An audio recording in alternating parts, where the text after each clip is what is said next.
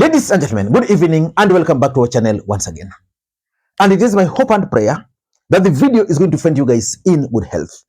Personally, I am fine, as you can see. Kisumu is fantastic. And maybe you could also let me know where you are watching the video from. The county or the country, in case you are out of the republic. Ladies and gentlemen, Rigathi Gachagua was discharged from the hospital today. And Rigathi Gachagua addressed the nation.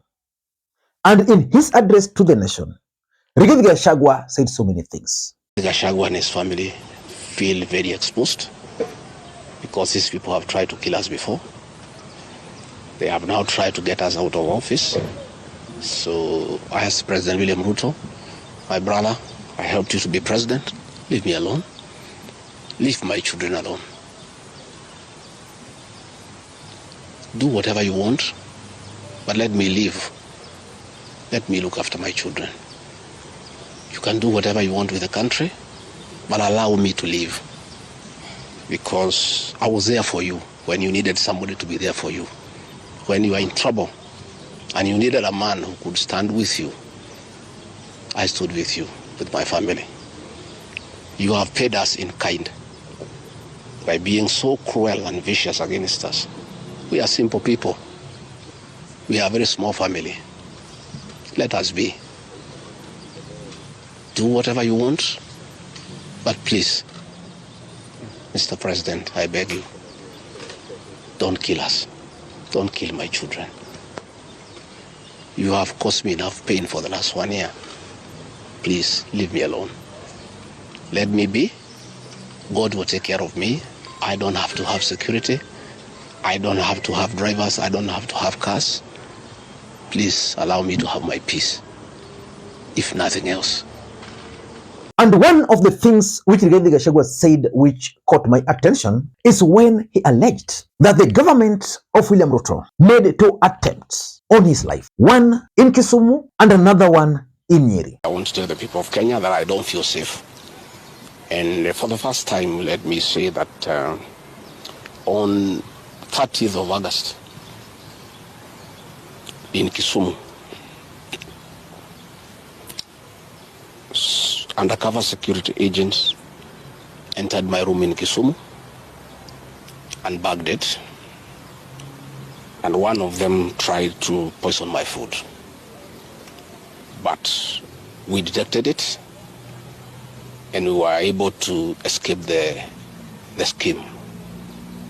I was supposed to be killed through poisoning. On 3rd of September,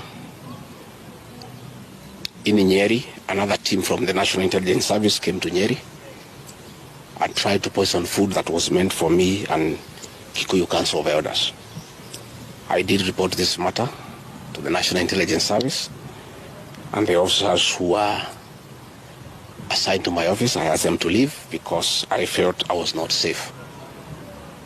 In this video, I want us to do a critical analysis about that explosive revelation by Rigathi Gachagua. But before we do that, for those who are watching this channel for the first time, please take a second or two, click the subscribe button so that next time we produce a video like this, YouTube will automatically notify you. And to the subscribers, I want to continue thanking you guys for your continued support. Because without that support, this channel cannot be where it is. Ladies and gentlemen, without any further ado, allow me to dive in. But again, before I dive in, allow me to also take this opportunity to thank the following people. You are seeing their names on the screen there for the coffee which they sent to me earlier today. It goes a long way in supporting this channel. You can also do the same using the numbers you're seeing on your screen. Ladies and gentlemen, let us dive in. Is it true there were attempts to poison Rigathi Gachagua? Because that's a very serious allegation. Rigathi Gachagua is already impeached. And making such kind of allegation after the impeachment would mean he's going to become a major target. Which begs the question, why would Rigathi Gachagua make such allegation at this critical moment in the history of the Republic of Kenya? Of course, it's not the first time we as Kenyans have been hearing about the poisoning of Rigathi Gachagua. Let me just take you to some story which was reported sometimes back by the Star, I think, the Star newspaper. Sometimes back, when the impeachment stories began, this is what the Star newspaper reported in that their column, which they call the corridors of power. This is what they reported at that time. Top state official scared of poisoning. The story goes, a senior government official currently in the eye of a major political storm is said to be avoiding taking tea with his boss. That's Rigathi Gachagua is avoiding taking tea with Ruto. Okay, the story goes on. The man is said to be scared of being targeted by those around his boss. Our mole indicates that anytime tea is served during formal meetings, the man claims that he is fasting.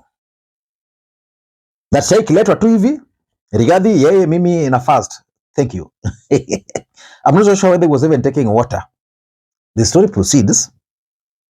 Surprisingly, when in his office, the man known to love tea always has a thermos full of his favorite beverage by his table.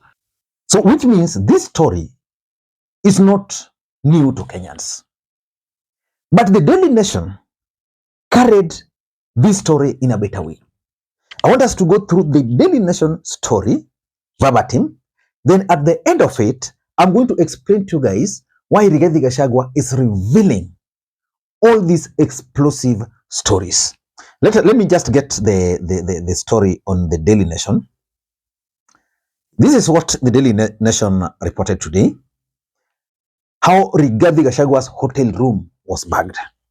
The story says, very interesting, on the night of August 30th, Deputy President Rigathi Gachagua made his way to Acacia Premier Hotel in Kisumu.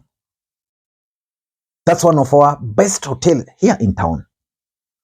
When you are seated at Acacia, you'll always enjoy the view. I spend most of my time in the evenings there. Very nice place, huh? Gachagua had spent the day together with his boss, President Ruto, on a tour of Nyanza. You remember the time they were here? So they had toured the region. Then Gachagua went there to Acacia, where he was going to rest. Huh? It was the first time the two Kenya Kwanza leaders were receiving a warm reception at the lakeside city since the disputed 2022 general election, but the thawing of relationship with their main rival, Raila Odinga, the region's kingpin, had facilitated the welcoming tour. In fact, the entire country was shocked with the kind of the reception William Ruto and Rigathi Gachagua received in Nyanza, and particularly the reception Rigathi Gachagua received, which forced William Ruto to bring Kimani Ichung'wah to try and attack Rigathi Gachagua in Kondele, for those who followed that event during those times. The story is very interesting. It's proceeding here. After a grueling day addressing campaign stops, Mr. Gachagua had the perfect hotel to wind up the night. I can assure you, for those who have never been to Kisumu, the moment you'll be in Acacia in the evening, you'll enjoy it. Yeah, so that's where Gachagua was. Overlooking Lake Victoria and with a bird's eye view of Kisumu City, the hotel's presidential suite was splendid way to end an eventful day, which is true. Very good. This was not the first time Gachagua was visiting this high-end hotel. So it was not the first time Rigathi was visiting Kisumu. He's a regular client there. In fact, the hotel in January, the hotel on its extra account posted a photo of Gachagua at the hotel together with the hotel general manager, Shanawaz Bashir. And the photos are there. Now, let us back. I think the nation is not taking us to the real story. It is very interesting. This evening, the DP was joined by an MP from the Rift Valley region. You see, the DP was spending his night at the presidential suite. Then one of the MPs from the Rift Valley joined him. This MP was considered an ally of GACHAGUA, having defended the DP when the debate on his looming impeachment was discussed in the region in July. Who can this MP be? I'm only seeing Cherargei in my mind. I can't put a face to this MP. If you might have an idea who this MP is, please let me know. So they were there, the two of them. The second-term lawmaker had identified himself as a defender of GACHAGUA in the Rift Valley region. He became the face of the defending of GACHAGUA because the members of parliament from the Rift Valley had been briefed that GACHAGUA had to go. Now listen. The story is very interesting here. That the same MP had in the past election campaigned against Dr. Ruto and was lucky to have won the parliamentary seat, beating the candidate supported by the president. Who is this?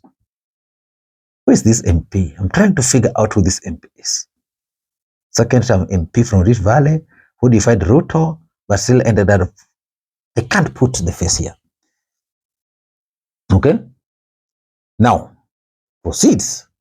The MP would spend hours with GACHAGUA at his presidential suite in the hotel. So this MP spent, there's something here. This MP defied Ruto in the last election, but you know the way politics is, he came back, he managed to win. Now he's with the Rigathi. So he was spending hours with the Rigathi in the hotel. So which means William Ruto had prior intelligence that this guy was going to spend time with Ruto because normally the intelligence are gathered well in advance. Now listen. Now listen. They had a long conversation that they thought was private. But later it turned out that someone else was listening in on the conversation. So as Rigathi and the MP were discussing, you know, now they are free, they're discussing things. Someone was listening. What are these guys discussing? What are they discussing? So which means Rigathi Gachagua's room was actually bagged. Yeah, and that is what Rigathi is explaining. How was it bagged? So the story now goes here. A day before GACHAGUA had arrived at the hotel, an advanced team of security officers and officers from the protocol team had secured the hotel room. Normally, when these guys travel, they have the advanced team. This advanced team ensure the kind of food is going to eat, whether that place is safe. I mean, all the things he need as a deputy president. So they went, they ensured everything is okay. Now, this is where the problem is. The advanced team, which normally travels ahead of the president and his deputy, had made all arrangements, including a security assessment of the hotel where VIP would spend the night. The presidential suite was reserved for GACHAGUA, while other VIP and security aides were booked in rooms above the presidential suite and below. Normally, that's normally how it is done. The rest wanakaa juu, wengine chini. The president anakuwa kwa ile room yake, the main security anakuwa around hapo, mwingine hapo, but kuna wale wengine wanakuwa two stationed around the hotel. This kind of security arrangement was meant to ensure that the DP was well guarded from all corners.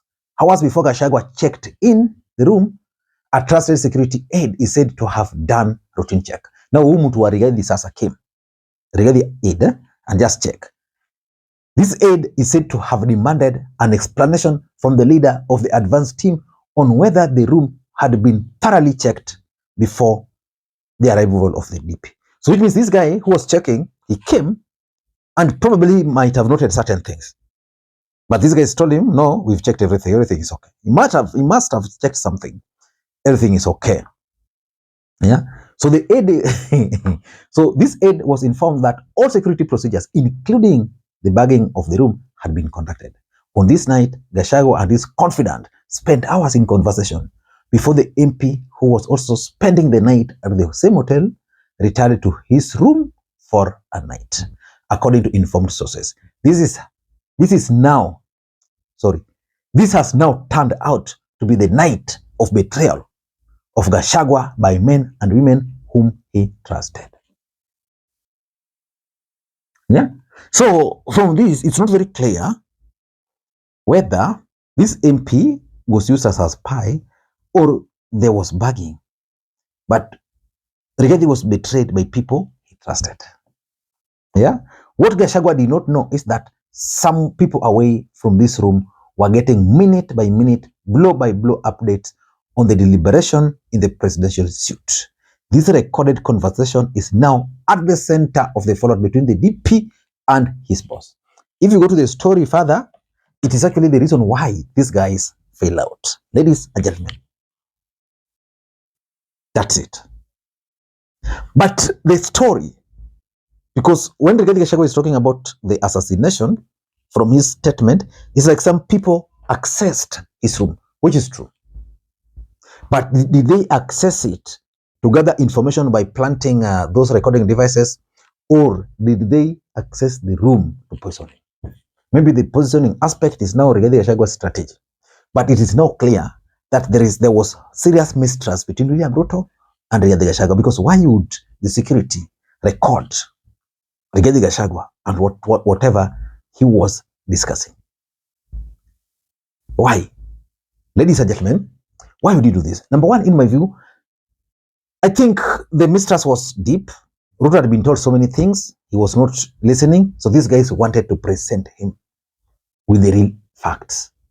And I think that can explain why Rigathi Gachagua was so hard on the NIS, because he believes that it is the work of the NIS who planted those things. But why would Rigathi Gachagua raise those issues now? Number one, in my view, Rigathi is trying to reveal the dark side of William Ruto. The extent William Ruto can go. You trust him, you operate under trust, but for him, no.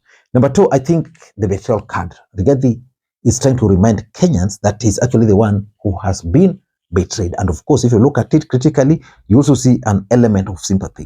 Rigathi Gachagua is trying to seek sympathy. And lastly, in my view, I think Rigathi is also telling Kenyans that he's ready to fight back. Until next time, this is Makwiny. If you enjoyed this video up to this stage, please let me know in the comment section by just tapping present. And of course, if you're not subscribed, but you've watched this video, you've watched others, please don't be like that. Don't be mean to yourself. And ensure you press that subscribe button so that next time we produce a video like this, YouTube will automatically notify you.